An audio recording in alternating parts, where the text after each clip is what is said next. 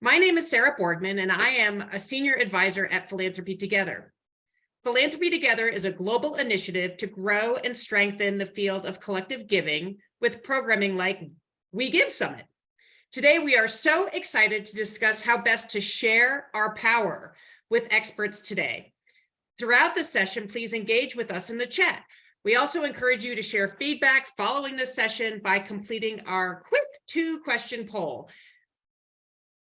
Before we get started, I want to share that we will be doing a random drawing of one attendee who is right here, right now, to receive a book of their choice from one of this year's awesome speakers. There's an entire list of them. It's been amazing how many authors we've been able to have throughout these last 2 days and again tomorrow. So the winner will be announced at the end of the session. So stay with us to see if you are the one selected. So with that, I'm happy to introduce today's moderator, Alison Carlman. She is a Senior Director of Strategic Learning and Innovation at GlobalGiving. Welcome, Alison. Thank you so much. I am so excited to be here. This is such a pleasure. I've been telling everyone this is the best conference I attended last year, and I'm having a great time so far this year. I hope everyone else is as well. Okay, I'm going to start sharing my screen here and introduce some of my colleagues that I'm very excited to tell you to introduce. So give me just 1 second.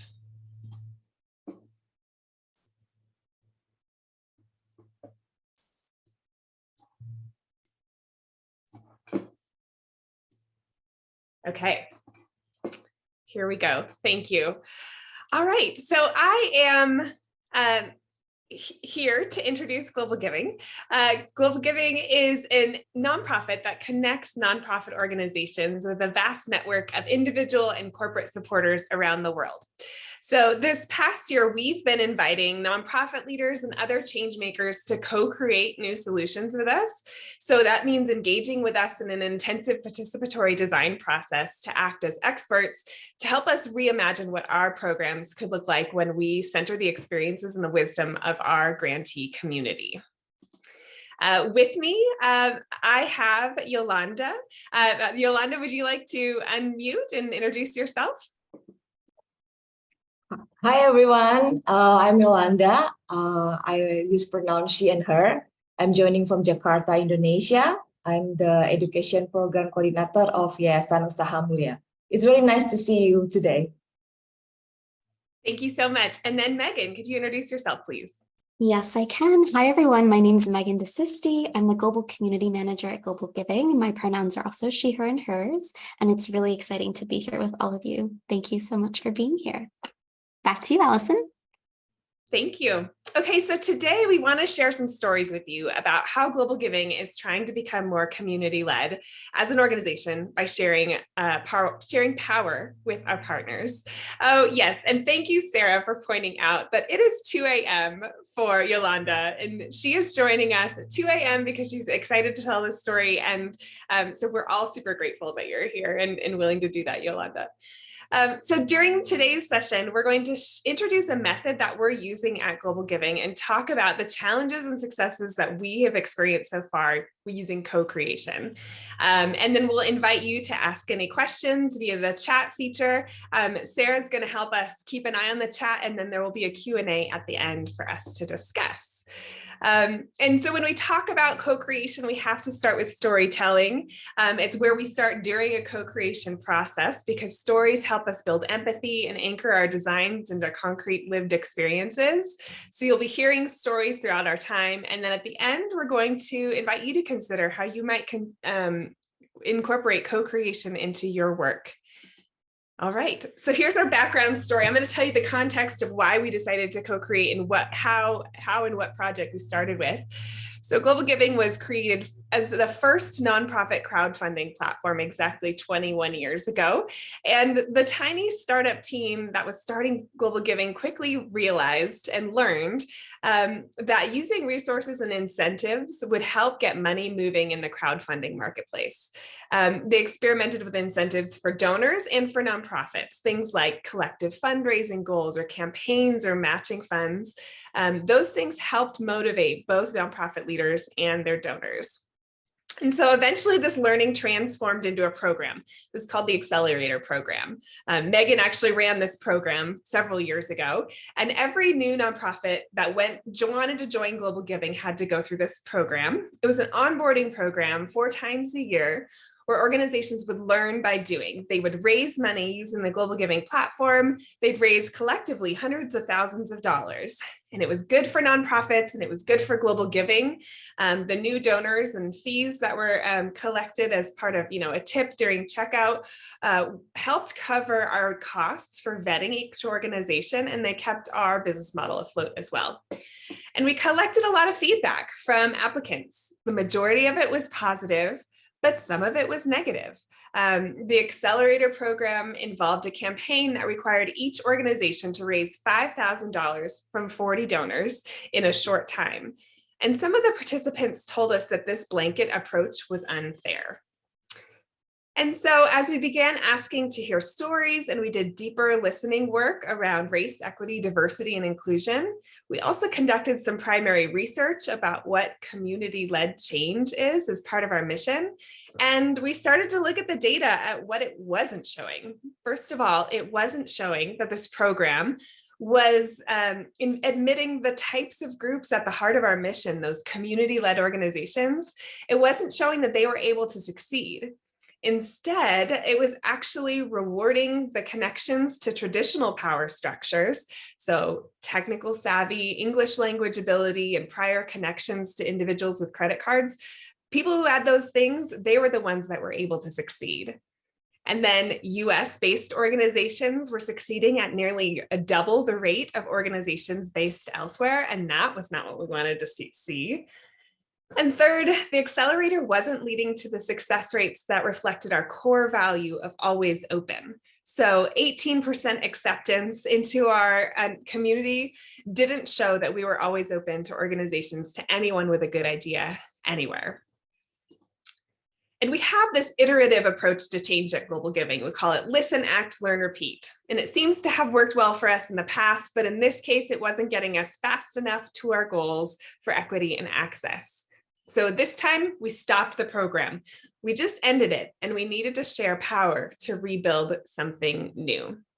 Because we had recently made these commitments to becoming more community-led ourselves, if we're focusing on community-led change. And so the first step was to integrate new processes around sharing power and co-creating solutions. So that's the background to this story. And now I'm excited to introduce Yolanda to share her story.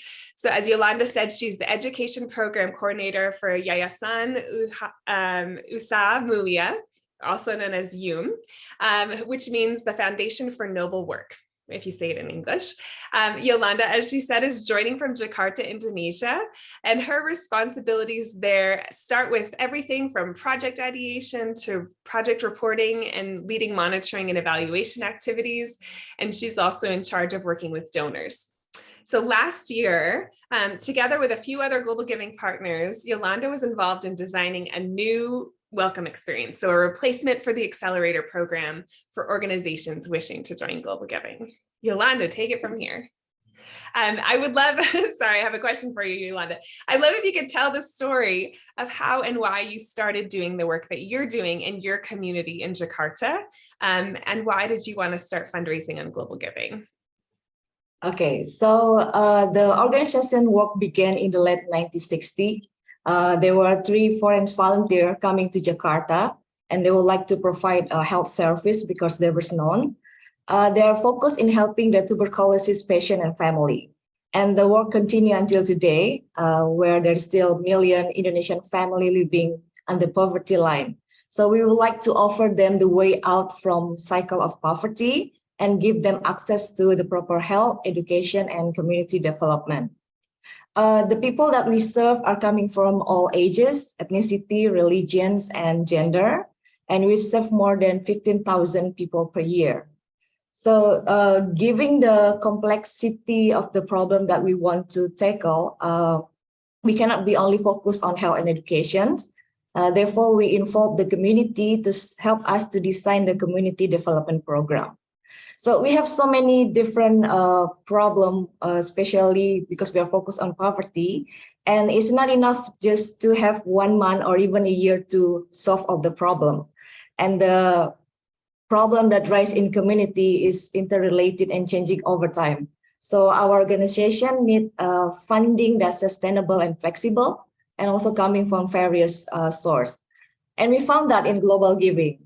So GlobalGiving has been a great support for us to keep connected regularly with our support system. We often use our project page at GlobalGiving to introduce about our organization to the new connection that we want to make.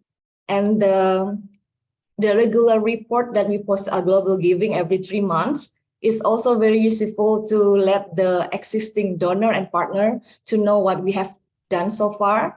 And also it's a great tool to introduce about our work. So that's why we start funding at the GlobalGiving. Thanks so much. So Yolanda was one of 10 nonprofit leaders from around the world that worked together to co-create this new program for us. So now I'm going to introduce Megan.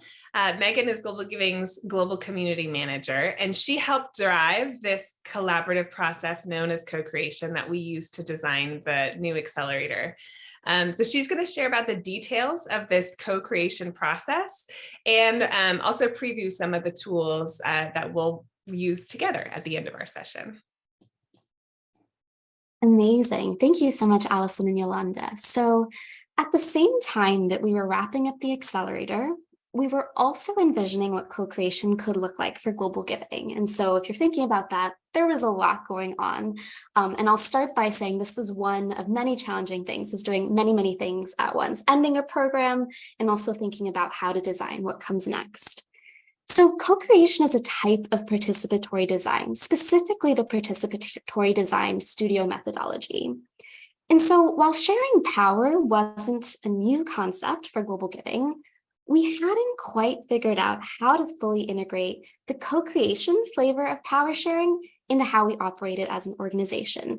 And this is important because there was a lot of anxiety among the GlobalGiving team, among even the few of us who were tasked with figuring out what was next about the specific flavor of power sharing. But when we ended the accelerator, we knew very few things about what was going to happen, but we did know one thing, and what we knew was that whatever came next needed to be designed in partnership, in community with our nonprofit partners, community leaders from all over the world. And so this is why co-creation, which requires an authentic commitment to implementing the solution, and you'll see that in this decision tree that we'll talk through a little bit more in detail later on. This is why co-creation felt like a good fit to design whatever comes next. So as you can perhaps imagine and expect if you were trying to do this at your own organization, we'll get to that. Many GlobalGiving team members were nervous about committing to a solution before knowing what it could be. And this makes sense, right? It's like, how do you commit before knowing? This was one of the things that a lot of us, many team members were really grappling with. But this is also exactly what made co-creation the right thing. It's that we're saying we're going to listen and not just listen. We're going to commit to doing the thing that our community leaders say is going to be the thing that makes most sense. So energized by all these pieces, what would come next, energized by the stressfulness of it all as well, and of course, lots of caffeine, we embraced as much uncertainty as possible and jumped in. So when you're thinking about, is co-creation right for you? And these are a set of questions that helped us and they evolved as we went through the process. The thing we want you to really take away is the decision, so deciding whether or not to co-create requires a lot of conversation and deep, deep commitment to at all layers of the organization that this is the right way forward, or this is the path forward that makes the most sense. And I would describe that as like bone deep commitment to this process. And I think we didn't actually quite have that when we were starting this and trying to do this at GlobalGiving for the first time. So here's a set of questions. We'll talk about this a little bit more, and we'll be gifting you a toolkit as well later on. But they were helpful in helping us navigate whether to co-create or not. And while we hope they support you, we also just encourage you to use these as an inspiration and lean into your journey, whatever that is, because it'll look and feel a lot different than ours, and that's part of the magic.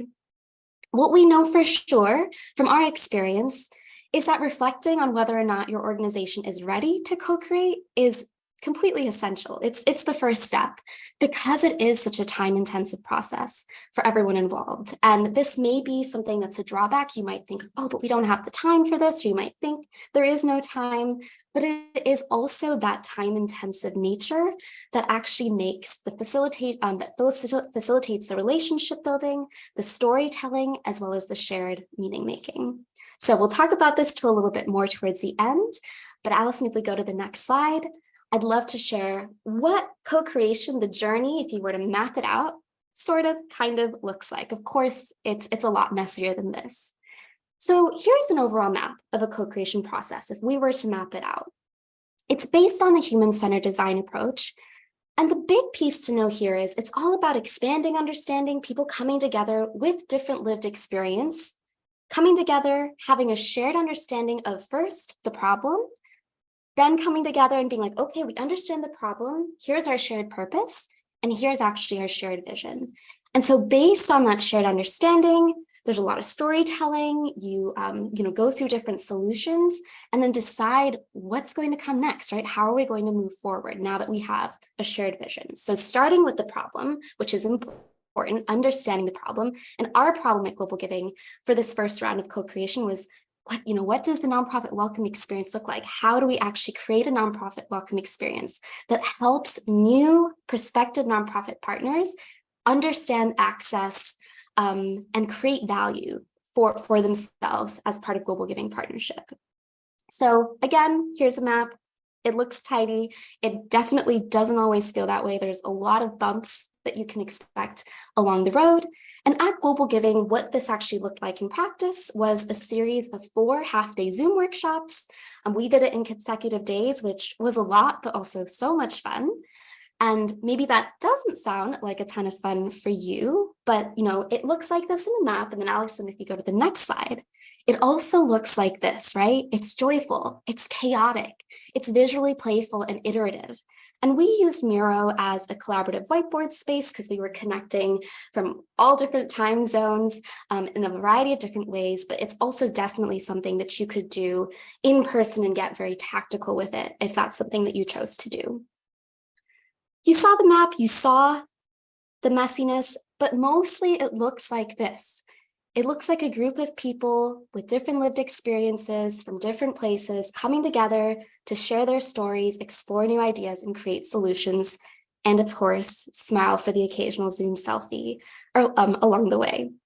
And what's important to think about is that new solutions don't just create themselves, and we believe, and you may also have experienced this from your own experiences, that the best solutions come from people who are closest to the problem. It comes from community leaders like Yolanda and her cohort of co-creators that really help design the new welcome experience.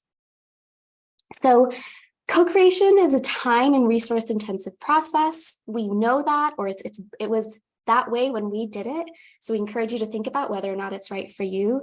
But what really makes it special is really gathering different groups of people, helping them come together to understand a problem, and then really letting them lead and share their joy and help them create the magic that then turns into solutions. So Alison, I think we can actually head to the next slide and turn it over to Yolanda before, and Alison, I'll turn it back to you before we get to Yolanda. Yes, thank you so much. So you've heard about the problem and also the process for addressing it. And so now we're going to go back to Yolanda to describe her experience with the co-creation process. So Yolanda, could you tell folks what the experience was like for you to be part of this 4-day workshop co-creating? It was amazing. Maybe you see I'm smiling during Megan's presentation because I was like having a beautiful memory flashback. So at the beginning, I have doubt to join the co-creation workshop because I worry that I don't really have experience or story to share to other co-creator fellow. And language is also another problem that might stop me because I'm worried about my English. Either the people cannot understand my English or I'm the one who cannot understand what people say in English. And also the big difference of time because the session was running from 8 p.m. to 12 a.m. at Jakarta time. So we often not get invited by the international organization because of the time. So we are very grateful that GlobalGiving still send us the invitation and let us decide whether we want to join or not. So I was very grateful for that. But despite of everything that could stop me, I have a big curiosity to know more about GlobalGiving team and also want to meet the other GlobalGiving partner. So I braved myself to join, and I got fully support also from our executive director. So at the end of the workshop, the experience that I had is not only useful for the organization itself, but also for me personally. I was able to connect with GlobalGiving team, and also connect with the other co-creator fellow. I heard a lot of story about how they engage with GlobalGiving, the work that they do, and also the story about their community. And from that, I found the similarity about the things that we do, what they do in their country, and what the things that I do. And it gives me such a great feeling that I was not alone in doing the things that we do. We are not alone in fighting the project that we do. So that kind of feeling like lift us up to do more about our community. So there's so many things to learn, from the challenge to the solutions.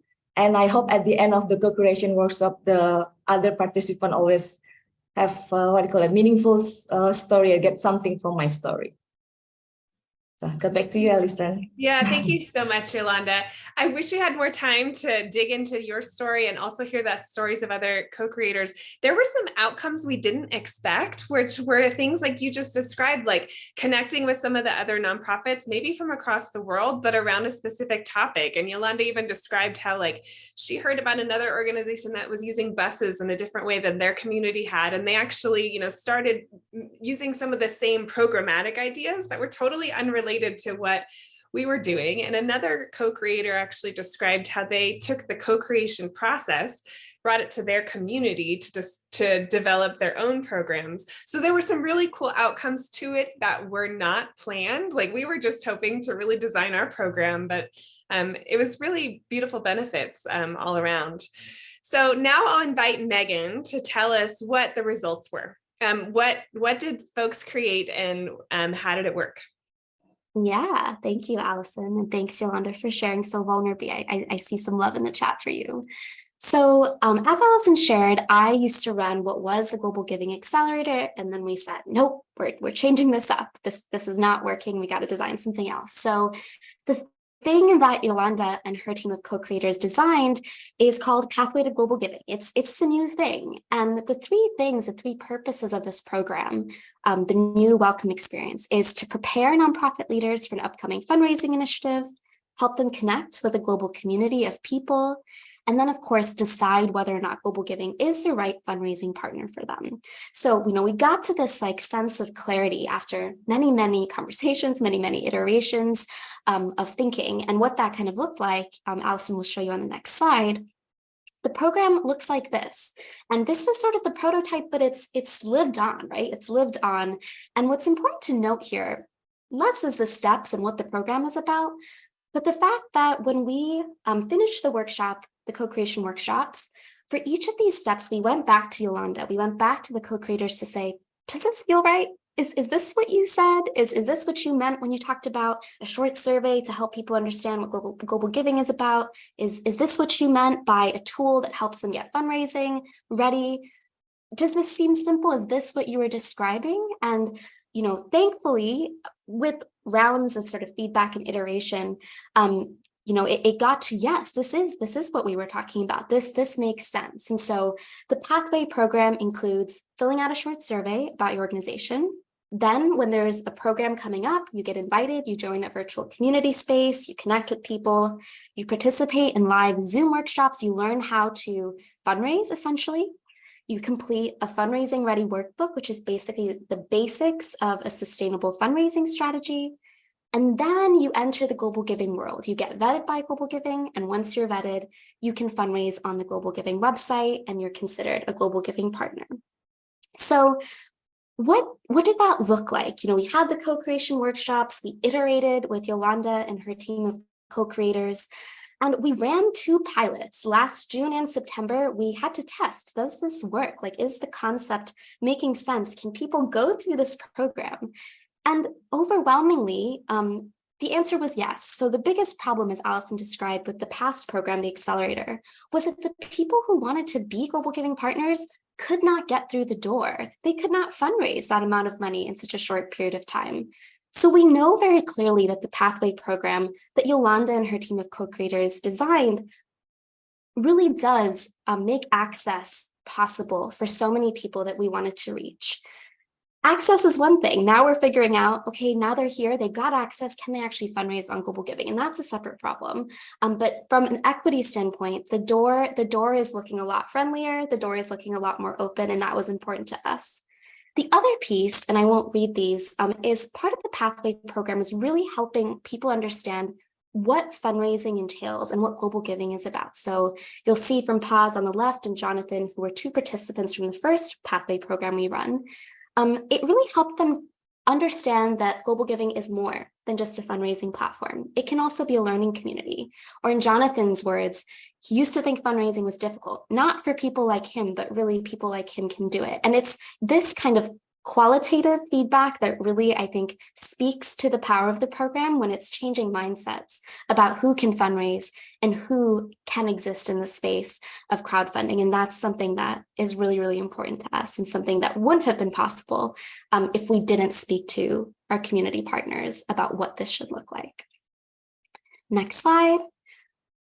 Alison, how are we doing on time? We're going to skip the final reflections and go to this workshop.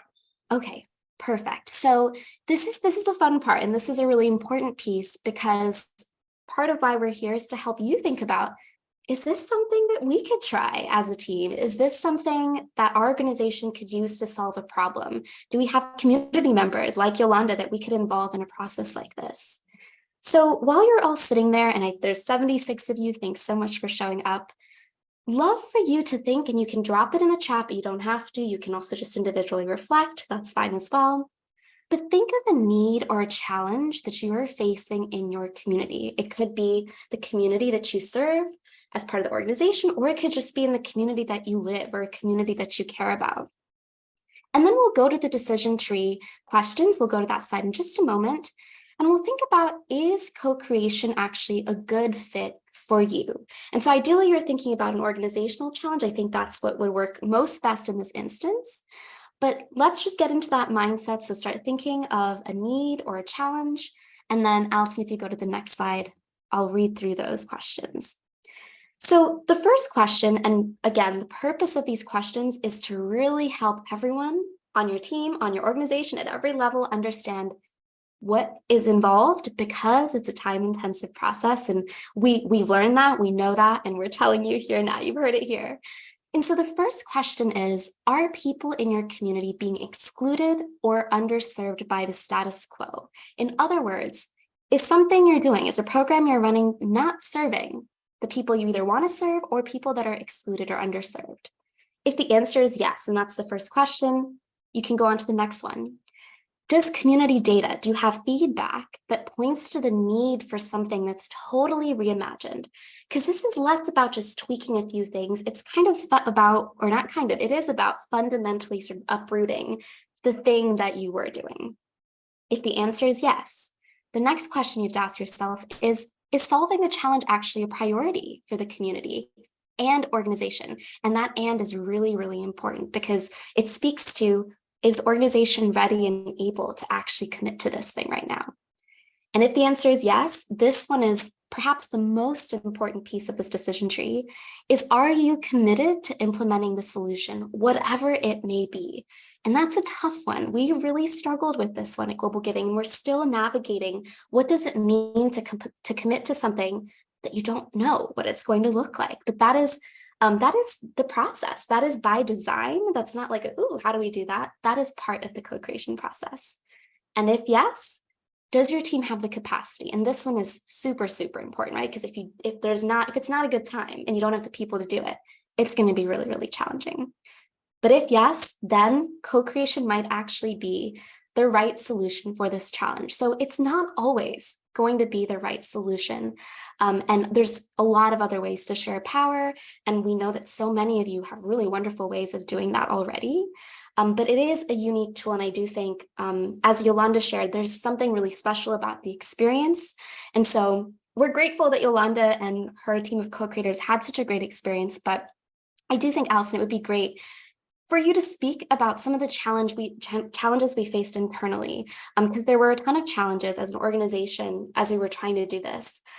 So Alison, maybe if you could talk about that, that'll help people understand, as they're thinking about whether this is right for them, what things might come up as barriers.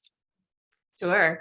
Yeah, a few of them come to mind. The first is understanding why and how we would go about committing to the results of a project when we don't know what they are.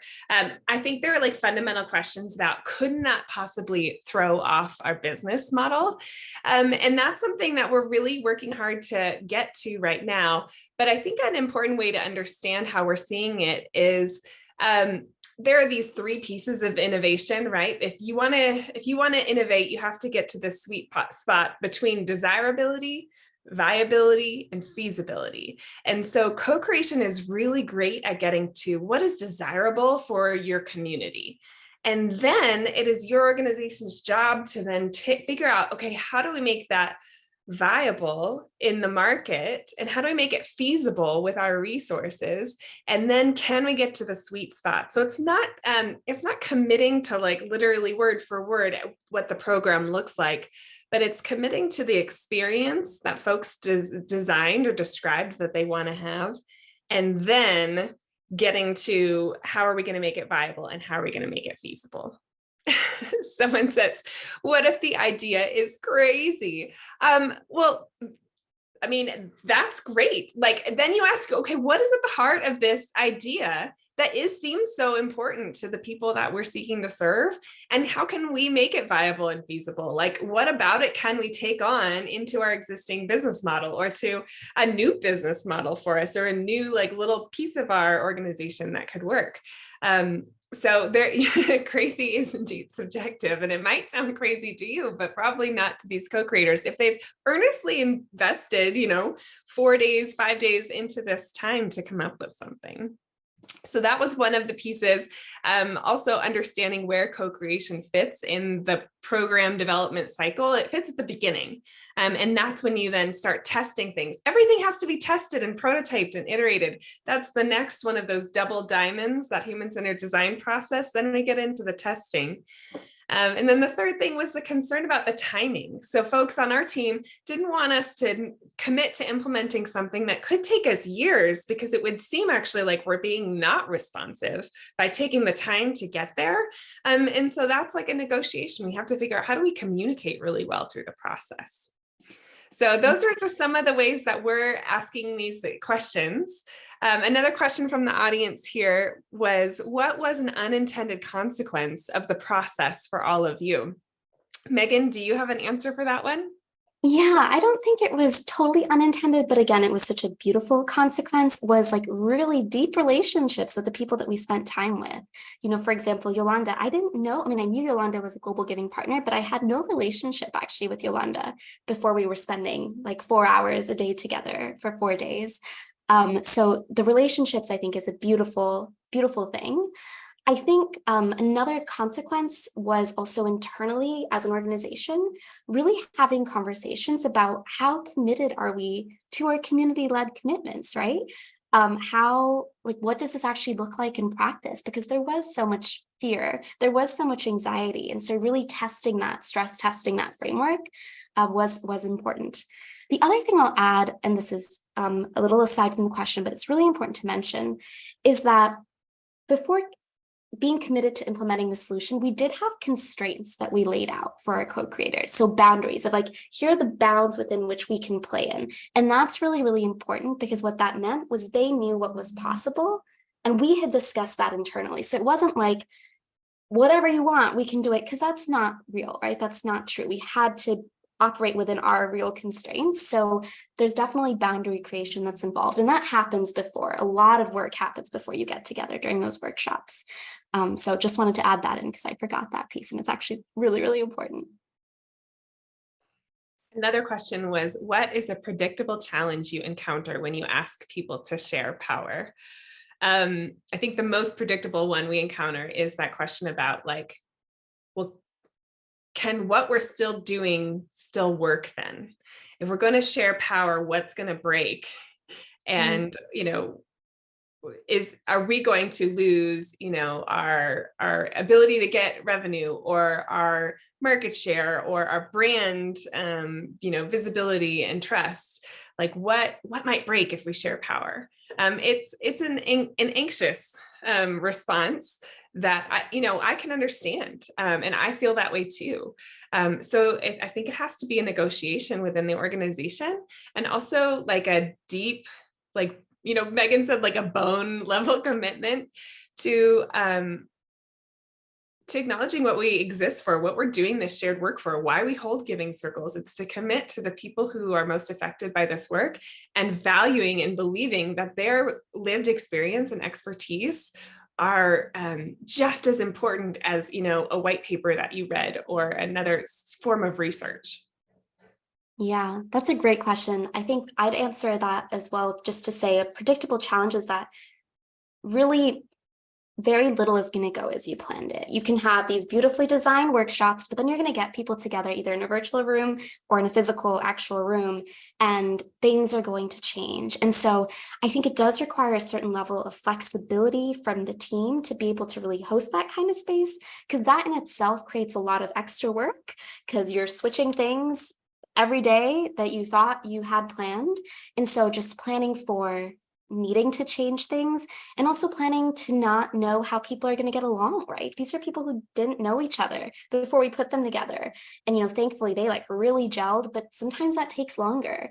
And I think we've also seen that happen. And it just depends on who you've invited and where they're coming from and what that looks like. So I think flexibility is like a big, big piece of this. And there's no way to really totally prepare for that. You just have to be able to kind of wing a little bit of it. And that was definitely our experience. Yes, people have fun, that's for sure. It's crucial that teams don't fall apart at the first sign of conflict. That's true. And that's why we start with storytelling.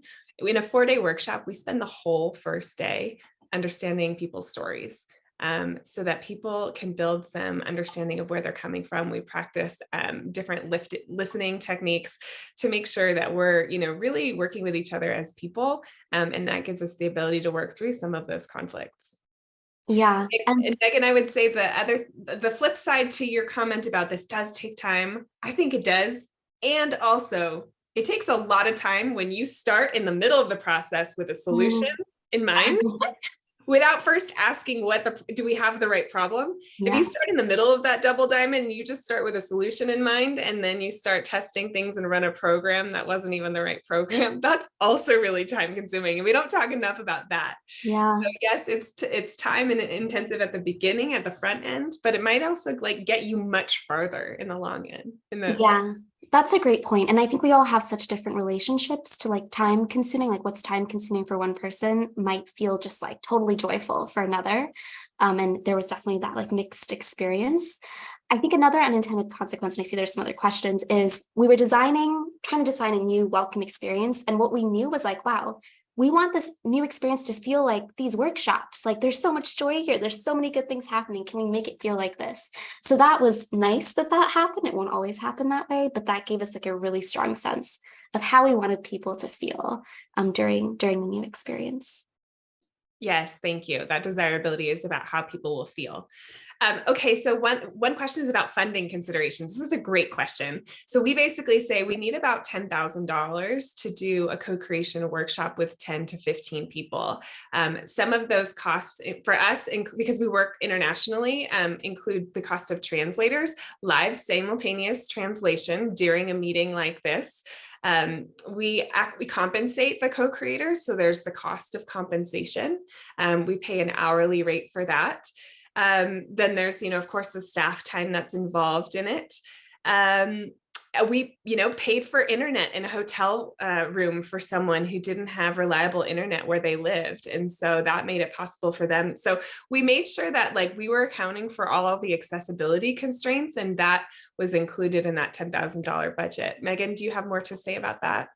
No, and I think that's a great question because we don't always talk about that a lot. And connected to the time piece, I think there's so many ways to do it that isn't this full thing, right? And so we encourage you to be like, what can we do? But keeping at core, like the commitment to implementation and focusing on like, how do you want people to feel? So it doesn't have to look just like this. This is our experience. And so I think it could cost less. It just depends on who are you bringing together? How are you doing it? And like, what's the problem you're trying to solve? Yolanda, could you talk about what it cost you to participate as a co-creator?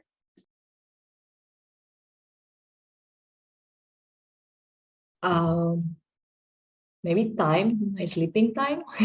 Sleeping time, yeah. Because yeah, it happened in weekday, right? So I still working in the day and then continue to join the workshop at night. But it's painful. I mean, like I get so many things. So for a day of less sleeping is nothing to compare what I have right now. Yeah, so your sleeping time, but also your time away from work. And so that's another thing, right? Yolanda needed to like buy-in from the rest of her team to be like, yeah, Yolanda, you can do this for 4 days of a work week. So, you know, there's also that kind of navigation that our co-creators had to have with their workplaces because they have full-time jobs and commitments outside of co-creation. So yeah, that's it for me. Nothing else. Thank you. Okay, well, we are almost out of time here, but I'm really excited that we're leaving you with some tools to help you think through how you might begin sharing power and what it might look like to run a co-creation workshop. Usually we have a slide deck that is what we call the design brief that we use to guide us through this process, and we're sharing that template with you. So actually someone who's not sharing their screen, if they could copy and paste that template into the chat, that would be really helpful. And then I will hand it back to Megan to wrap up here. And I don't know if you're able to answer that last question too. Yeah, I can. Who we invited, that's a great question, but basically worked with other Global Giving team members to be like, who do we know that would be willing to tell stories, be willing to come. And so it was a group of mostly existing Global Giving partners, so people that we knew were in our network, and then actually one prospective partner who was like, I want to be part of this, but like, I'm not, but I want to tell you what I think. And then they became a partner. So that was wonderful. And then we invited our translation team, Gladys and ENS team. And actually through the process, they also became partners because Gladys also has an organization that she's part of. So again, another unintended consequence, but it was mostly existing partners that we knew in some capacity, and then a few others as well. But thank you so much. We have nothing more to say than just thank you for having us. We're so grateful. This again is time. We're grateful for your time. And co-creation is a lot of things. It can be chaotic. It can be joyful. I think it's worth your time. We think it's worth your time. And when you have partners like Yolanda that show up at all hours of the day to do things like this, it definitely makes it special. So thank you for being here. We look forward to staying in touch. You can reach us in a lot of different ways. Alison and Yolanda are connected on the social medias. I kind of live under a rock, but you can email me and my email's around. But just thank you for having us and have a wonderful rest of your weeks. Alison, Megan, Yolanda, we thank you for your time and your talent today. We hope, Yolanda, you have a restful night's sleep after this, and we appreciate you being here specifically in the middle of the night. So we will have the 2-question poll, which is just jumped up on your screen. And in the next few days, you can find a recording of today's session on your agenda as well.